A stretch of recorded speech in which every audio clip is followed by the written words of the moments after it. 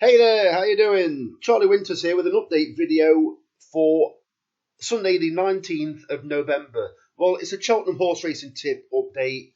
Unfortunately, we've had a non-runner, so I've replaced it with one horse that I gave a good mention to in the first video.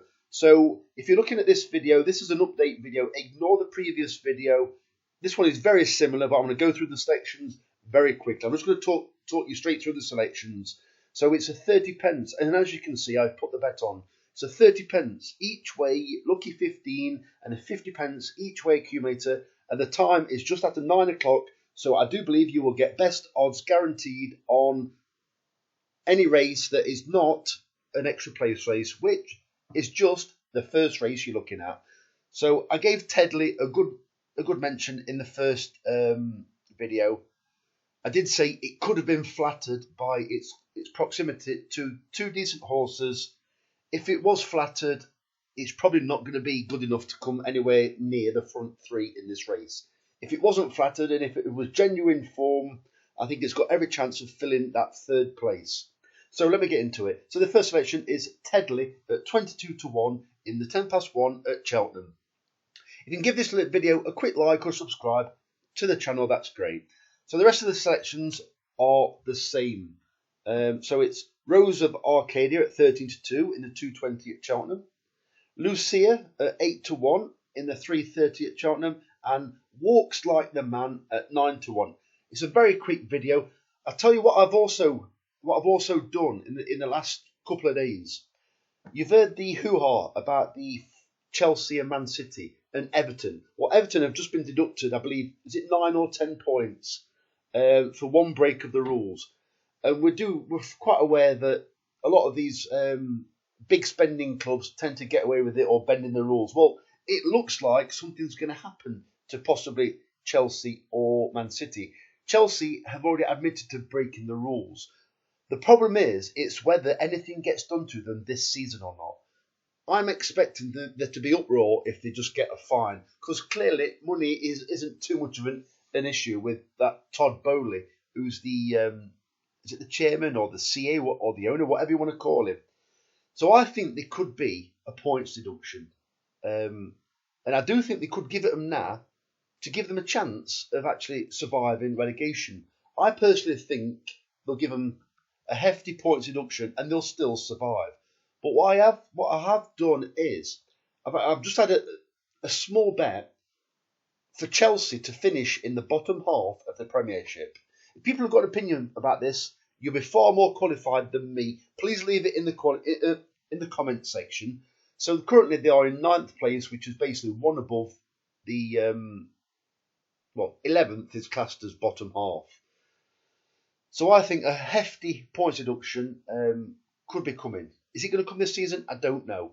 But I currently have had a small bet at 9 to 1 for Chelsea to finish in the bottom half. I've also had £4 at 66 to 1 for them to get relegated. That's extremely unlikely.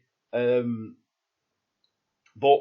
66 to 1, it's a price where you don't mind chucking a couple of quid or a bit more than that, whatever your stakes are. I don't know what's going to go off, but I don't want to mention the word C, erupt, as in put them together, or K, erupt.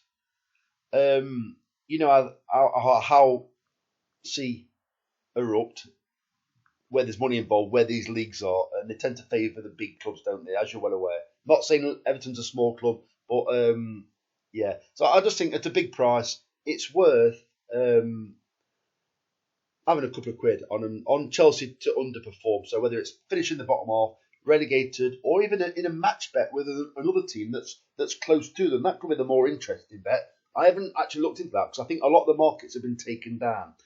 And also, let me get into quickly, I'm going off tangent here, but Nigel Farage is going to get a makeover in the jungle, in my opinion. They are going to it's going to do every task, and I think for those who don't like him, I have no interest in politics. For those that don't like him, may come on side because he's very good with what he says. He's good at what he does. I'm not saying I agree with him, but he's a very good orator, and he may come out or have the opportunity to come out of the jungle with his haters maybe not hating him quite so much.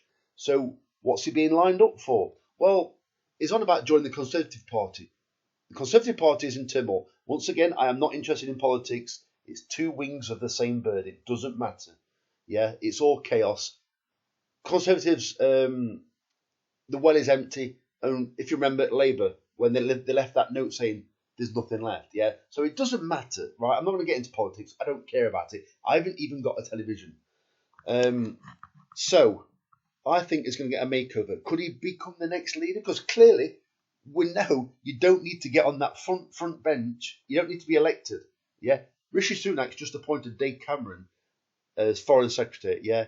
He's not even accountable. He hasn't even, he can't, what? I don't know if he can, but he doesn't even, I don't think he can come even come into the House of Commons. Somebody else faces the wrath of whatever decision he decides to make. So, and if they're doing what they want.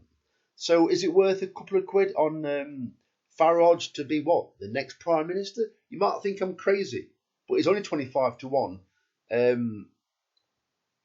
All I say is, don't expect these Prime Ministers to actually be elected, yeah? They're doing exactly what they want. And with it all erupting in the Middle East, are they actually, are they building their own war cabinet? Who knows?